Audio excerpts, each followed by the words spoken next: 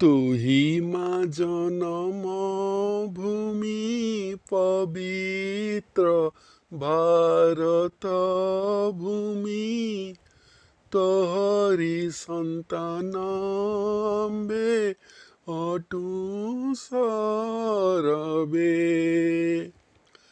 तोर श्री चरणे सेवा पाई मन प्राण देवा गाइब तोहर नाम आनंद रबे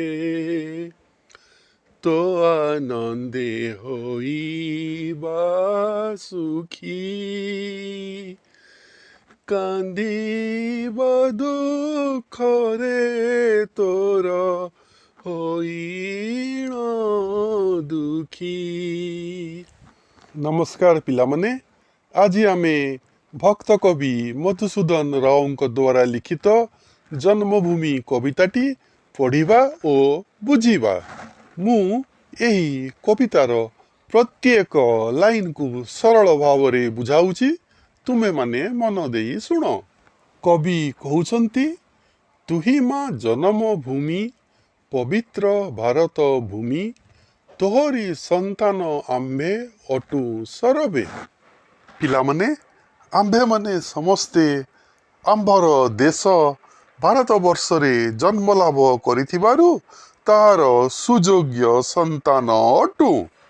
तेणु भारत वर्ष आम्भ मानंकर जन्मदात्री माता सदृश्य। तोर श्रीचरणे सेवा पाई मन प्राण देवा गाइबा तोहर नाम आनंद रवे। जेहेतु आम्भे माने समस्ते तोर संतान, तेणु तोर पाद वंदना करिबा किंबा तोर जसगान करिबा आम्भ मानंकर कर्तव्य अटे। आम्भे माने मन प्राण ओ हृदयर सहित आमर जन्मभूमि भारत वर्षर जसगान किंबा कीर्तिगान करिबा उचित। तो आनंदे होइबा सुखी कांदिबा दुखरे तोर होइण दुखी। आमे माने आम्भर जन्मभूमिर सुखरे सुखी हेबा ओ दुखरे दुखी हेबा। धन्य महिमा तोर नाही तार पटांतर मस्तकरे हिमालय पर्वत बर। आम्भ मानंकर जन्मभूमि भारत वर्षर सौंदर्य अतुलनीय अटे, तार पटांतर नाही। आमर जन्मभूमि भारत वर्षर मस्तकरे पर्वतराज हिमालय शोभा पाउछि। पिलामाने देख एठारे कवि किपरि बहुत सुंदर भावरे आमर भारत वर्ष मातृभूमिर प्राकृतिक शोभा को वर्णना करिसंती। एहार शीर्ष देशरे किंबा मस्तकरे हिमालय पर्वत शोभा पाइबा संगे संगे यार दुई पार्श्वरे जलधि माने समुद्र अछि। गोटिए पार्श्वरे बंगोपसागर थिबा स्थले अन्य पार्श्वरे अरब सागर अछि। ब्रह्मपुत्र ओ सिंधु नदी परी अनेक नदी मध्य यार शोभा को वर्धन करुछंती। हम देश भारत वर्षर पाद को महासागर माने निरंतर धोइबा संगे संगे विंध्याचल पर्वतमाल यार कटी देशरे माने अंटारे सुशोभित अछंती। यार शरीर रे थिबा गंगा जमुना परी अनेक नदी यार शोभा वर्धन करुछंती। तेबे पिलामाने आमे एथिरु जानिला जे हिमालय पर्वत बर माने भारतर उत्तर दिगरे थिबा प्रधान पर्वत हिमालय को देशर मुकुट बा मुंड सहित तुलना करा जाइछि। विंध्य गिरिवर कटिरे माने विंध्य पर्वतमाला भारतर मध्य भागरे थिबारु एहाकु देशर अंटा ସହିତ ତୁଳନା କରାଯାଇଛି। ଚରଣରେ ବିରାଜିତ ମହାସାଗର, ଏହାର ଅର୍ଥ ହେଲା ଭାରତର ଦକ୍ଷିଣରେ ଥିବା ଭାରତ ମହାସାଗରକୁ ଦେଶମାତୃକାର ପାଦ ଧୌତ କରୁଥିବା ସମୁଦ୍ର ଭାବେ ବର୍ଣ୍ଣନା କରାଯାଇଛି। ଜନମିଲେ ତୋ କୋଳରେ କେତେ ସୁର ବୀରନରେ, ରାମଚନ୍ଦ୍ର ଭୀଷ୍ମ ଦ୍ରୋଣ କର୍ଣ୍ଣ ଅର୍ଜୁନ। ପିଲାମାନେ, ଆମର ଜନନୀ ଜନ୍ମଭୂମି ଭାରତବର୍ଷ ବୀର ପ୍ରସବିନୀ ଅଟେ। ଏହି ପୁଣ୍ୟଭୂମିରେ ରାମଚନ୍ଦ୍ର, ଭୀଷ୍ମ, ଦ୍ରୋଣ, କର୍ଣ୍ଣ, ଅର୍ଜୁନ ଆଦି କେତେ କେତେ ସୁର ବୀର ଜନ୍ମଲାଭ କରିଛନ୍ତି। ପିଲାମାନେ, ଏଠାରେ ଲକ୍ଷ୍ୟ କର, ସୁର ମାନେ ଦେବତା। ଆଚ୍ଛା କହିଲ ତ ପିଲାମାନେ, ସୁର ଶବ୍ଦର ବିପରୀତ କ'ଣ ହବ? ପିଲାମାନେ, ସୁର ଶବ୍ଦର ବିପରୀତ ହେଉଛି ଅସୁର ମାନେ ରାକ୍ଷସ। ମହାକବି ବେଦବ୍ୟାସ, ବାଲ୍ମୀକି, କାଳିଦାସ ଗାଇଲେ ପବିତ୍ର କଣ୍ଠେ ତୋହରି ଗୁଣ। ଚୈତନ୍ୟାଦି ମହାତ୍ମା ଜନେ, ପ୍ରଚାରିଲେ ବିଭୁ ନାମ ଆନନ୍ଦ ମନେ।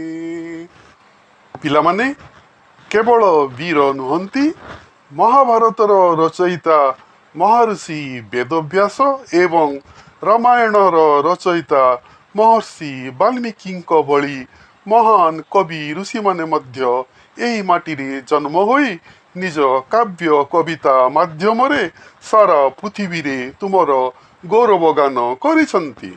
ଚୈତନ୍ୟାଦି ମହାତ୍ମା ଜନେ, ପ୍ରଚାରିଲେ ବିଭୁ ନାମ ଆନନ୍ଦ ମନେ। ଏହା ବ୍ୟତୀତ ଶ୍ରୀ ଚୈତନ୍ୟ ତଥା ଗୌତମ ବୁଦ୍ଧ ଭଳି ମହାତ୍ମାମାନେ ମଧ୍ୟ ଜନ୍ମଲାଭ କରି ବିଭୁ ନାମ କିମ୍ବା ଈଶ୍ୱରଙ୍କର ନାମ ପ୍ରଚାରିତ କରିଥିଲେ। କେତେ କେତେ ପୁଣ୍ୟବତୀ, କେତେ ପତିବ୍ରତା ସତୀ, କେତେ ବୀର ନାରୀ, କେତେ ବୀର ଜନନୀ, ସମସ୍ତେ ତୋର ଦୁହିତା, ପଦ୍ମିନୀ ସାବିତ୍ରୀ ସୀତା, ଦୁର୍ଗାବତୀ ଆଦି କେତେ ବୀର ରମଣୀ। ନମଇମା ଭକତି ବରେ, ଅଧମ କ୍ଷମ ସୁତ ତୋ ଚରଣରେ। ଏଠାରେ କବି ଭାରତର ନାରୀ ଶକ୍ତିର ଗୌରବ ଗାନ କରି କହିଛନ୍ତି ଯେ ଏହି ମାଟିରେ କେତେ କେତେ ପୁଣ୍ୟବତୀ, ସତୀ ଓ ବୀର ନାରୀମାନେ ଜନ୍ମଗ୍ରହଣ କରିଛନ୍ତି। ମାତା ସୀତା, ଯିଏ ତୁମର ଦୁହିତା ବା କନ୍ୟା, ପତିବ୍ରତା ମାତା ସାବିତ୍ରୀ ଏବଂ ସ୍ୱାଭିମାନୀ ଦ୍ରୌପଦୀଙ୍କ ଭଳି ଅନେକ ବୀର ଅଙ୍ଗନା ବା ବୀର ନାରୀ ଏହି ମାଟିର ଗୌରବକୁ ବଢ଼ାଇଛନ୍ତି। ସେମାନଙ୍କ ତ୍ୟାଗ ଓ ସତୀତ୍ୱ ପାଇଁ ଭାରତବର୍ଷ ଆଜି ପବିତ୍ର। ଶେଷରେ କବି ଅତି ଭକ୍ତି ସହକାରେ କହିଛନ୍ତି, ହେ ଜନ୍ମଭୂମି ମାତା, ମୁଁ ତୁମ ଚରଣ ତଳେ ପ୍ରଣାମ କରୁଛି। ତୁମର ଏହି ବିଶାଳ ଗୌରବ ଆଗରେ ମୁଁ ଜଣେ ଅତି ସାଧାରଣ ବା ଅଧମ ପୁତ୍ର ଅଟେ, ଯିଏ ଆଜି ତୁମର ଆଶ୍ରୟ କିମ୍ବା ଶରଣ ଭିକ୍ଷା କରୁଛି। ପିଲାମାନେ, ଚାଲ ଏବେ ପାଠ ଅନ୍ତର୍ଗତ ମୋ ବୁଝିବାରେ ଥିବା ପ୍ରଶ୍ନଗୁଡ଼ିକର ଉତ୍ତର ଲେଖିବା।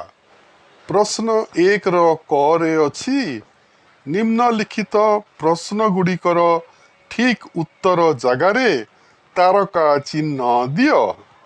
ଏବେ କହିଲ ପିଲାମାନେ, ମୁଣ୍ଡ ଶବ୍ଦ ପାଇଁ କବିତାରେ କେଉଁ ଶବ୍ଦ ବ୍ୟବହାର କରାଯାଇଛି? ପିଲାମାନେ, ମୁଣ୍ଡ ଶବ୍ଦ ପାଇଁ କବିତାରେ ମସ୍ତକ ଶବ୍ଦର ବ୍ୟବହାର କରାଯାଇଛି। ତେଣୁ ମସ୍ତକ ଜାଗାରେ ତୁମେ ଏକ ତାରକା ଚିହ୍ନ ଦେବ। ଏବେ ପ୍ରଶ୍ନ 2ରେ ଅଛି, ଜନ୍ମଭୂମି କବିତାରେ ମୁଖ୍ୟତଃ ହିମାଳୟର ବର୍ଣ୍ଣନା କରାଯାଇଛି, ବୀର ରମଣୀମାନଙ୍କ କଥା କୁହାଯାଇଛି, ଭାରତ ମାତାର ଯଶଗାନ କରାଯାଇଛି, ମହାସାଗର ବିଷୟରେ ଧାରଣା ଦିଆଯାଇଛି।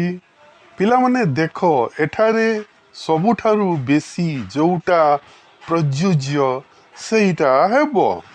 ତେଣୁ ଉତ୍ତର ହେବ, ଜନ୍ମଭୂମି କବିତାରେ ମୁଖ୍ୟତଃ ଭାରତ ମାତାର ଯଶଗାନ କରାଯାଇଛି। ତେଣୁ ଏଠାରେ ତୁମେ ଗୋଟିଏ ତାରକା ଚିହ୍ନ ଦେବ। ତାପରେ ଆସ ମିଳିମିଶି ଯୋଡ଼ିବା ପ୍ରଶ୍ନରେ ଥିବା କ ସ୍ତମ୍ଭର ପ୍ରଶ୍ନଗୁଡ଼ିକୁ ଖ ସ୍ତମ୍ଭର ଉତ୍ତର ସହିତ ଏହିପରି ଭାବରେ ଯୋଡ଼ିବ। ତାପରେ ପ୍ରଶ୍ନ ଅଛି, ଜନ୍ମଭୂମି କବିତାକୁ ପଢ଼ି ପ୍ରଶ୍ନଗୁଡ଼ିକର ଉତ୍ତର ଦିଅ। ପିଲାମାନେ ଦେଖ, ଏହାର ଉତ୍ତର କିପରି ଭାବରେ ଦିଆଯାଇଛି। ତୁମେ ମଧ୍ୟ ତୁମର ଟିପା ଖାତାରେ ସୁନ୍ଦର ସୁନ୍ଦର ହସ୍ତାକ୍ଷରରେ ଏହିପରି ଭାବରେ ଲେଖିବ। ତାପରେ ପିଲାମାନେ, କବିତାର ଏକ ପଦ୍ୟାଂଶର କିଛି ପ୍ରଶ୍ନର ଉତ୍ତର ଲେଖିବାକୁ କୁହାଯାଇଛି। ଚୈତନ୍ୟ କିଏ? ଏହି ପ୍ରଶ୍ନର ଉତ୍ତର ହେଲା, ଚୈତନ୍ୟ ହେଉଛନ୍ତି ଗୌଡ଼ୀୟ ବୈଷ୍ଣବ ମତବାଦର ଜଣେ ମହାନ ପ୍ରଚାରକ ଏବଂ ପ୍ରସାରକ। ଏବେ ପ୍ରଶ୍ନ ହେଲା, ସେ କ'ଣ କରିଥିଲେ? ଉତ୍ତର, ସେ ଆନନ୍ଦ ମନରେ ସାରା ଭାରତବର୍ଷରେ ଈଶ୍ୱରଙ୍କର ନାମ ବା ବିଭୁ ନାମ ପ୍ରଚାର କରିଥିଲେ। ତାଙ୍କୁ କାହିଁକି ମହାତ୍ମା କହିବା?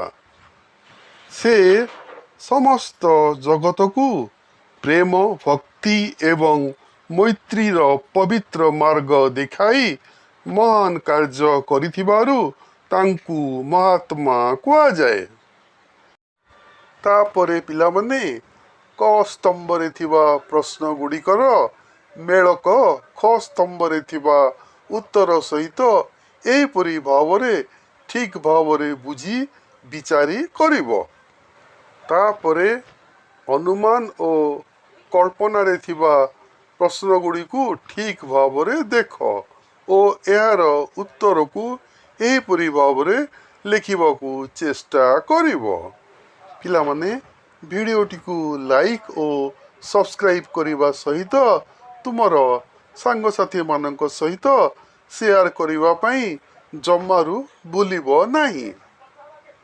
ତାପରେ ପିଲାମାନେ, ଗୋଟିଏ ଶବ୍ଦର କିପରି ଭିନ୍ନ ଭିନ୍ନ ରୂପ ହୁଏ ତାହା ଦେଖ। ମାନେ ଗୋଟିଏ ଶବ୍ଦକୁ କିପରି ଅଲଗା ଅଲଗା ହିସାବରେ ଲେଖାଯାଇପାରେ କିନ୍ତୁ ଅର୍ଥ ସମାନ ରହେ ତାହା ଲେଖ। ଯେପରି ଚରଣକୁ ପଦ, ପାଦ ବା ପୟର କୁହାଯାଏ, ସେହିପରି ନଦୀ, ଭୂମି, ଜନନୀ, ଦୁହିତା ଶବ୍ଦକୁ ଅନ୍ୟ ପ୍ରକାରରେ କିପରି ଭାବରେ କୁହାଯାଇପାରେ ତାହା ଲେଖ। ଏହାର ଉତ୍ତରକୁ ମୁଁ ଏଠାରେ ଦେଇଛି। ତୁମେ ତାହା ଭଲ ଭାବରେ ବୁଝି ବିଚାରି ଲେଖିବ। ପିଲାମାନେ, ଏହାର ପରବର୍ତ୍ତୀ ପ୍ରଶ୍ନଟି ଅଛି, କବିତାରେ ବ୍ୟବହୃତ ଗିରିବର ଶବ୍ଦରେ ବର ଅର୍ଥ ଶ୍ରେଷ୍ଠ ଏହି ଅର୍ଥକୁ ଦୃଷ୍ଟିରେ ରଖ ଓ ଶବ୍ଦ ଶେଷରେ ବର ଲଗାଇ ନୂତନ ଶବ୍ଦ ଗଠନ କର। ପିଲାମାନେ ଦେଖ ଏହାର ଉତ୍ତର କିପରି ଭାବରେ ଲେଖାଯାଇଛି। ତୁମେ ମଧ୍ୟ ସେପରି ଭାବରେ ଲେଖ। ପିଲାମାନେ ଏହାର ପରବର୍ତ୍ତୀ ପ୍ରଶ୍ନ ଗୁଡ଼ିକ ପାଠ୍ୟପୁସ୍ତକ ବହିର୍ଗତ ପ୍ରଶ୍ନ ଅଟେ। ତେଣୁ ଏହାକୁ ତୁମେ ନିଜେ ନିଜେ କରିବାକୁ ଚେଷ୍ଟା କରିବ। ପିଲାମାନେ ଭିଡ଼ିଓକୁ ଲାଇକ୍ କମେଣ୍ଟ ଓ ସେୟାର କରିବାକୁ ଜମାରୁ ଭୁଲିବ ନାହିଁ। ତ ଆଜି ପାଇଁ ଏତିକି। ଜୟ ହିନ୍ଦ। Take care.